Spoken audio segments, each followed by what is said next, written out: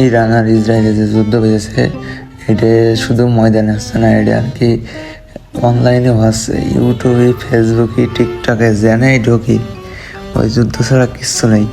এই যুদ্ধ বিশেষ করে বাঙালি অন্যান্য দেশ, যে দেশে বাঙালিরা আছে সেখানে কোনো রকম বোম পড়লি বাঙালি মনে হচ্ছে বোম দেখে ওরা মনে কাছে বাজি ফুটছে। কেউ কেউ তো আয়োজন করে বোম হচ্ছে পানি দিয়েও দিবসছে, বসে অ্যাটম বোম পানি দিয়ে দিবসছে যাতে না ফাটে। এটা হচ্ছে বাঙালি জাত, বাঙালি জাতির একটু অন্যরকম।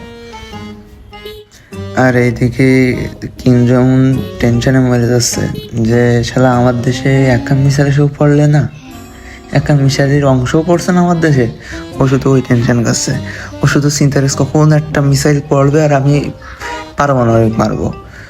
ও না পেরে করছে যে হয়তো আমার কাছে ডোনাল্ড ট্রাম্পের আইডি দিয়ে সুন্দর করে একটু ফেক মেসেজ দিয়ে আমি একটু হুমকি দিই, আমি একটু দুটো বোম মেরে নিই। ও একদম সব কিছু নিয়ে রেডি। ও রানিং 13 বছরের মেয়ের হাতে 50টে পারমাণবিক আছে সুইচ দিয়ে বসে রয়েছে। পাগলার সাথে কেউ খেলা করে না, ওর সম্বন্ধে খেলা, ওর কাছে সব রকম খেলনা রয়েছে, সব কিছু নিয়ে প্রস্তুত, কিন্তু ওর সাথে কেউ খেলাই করে না।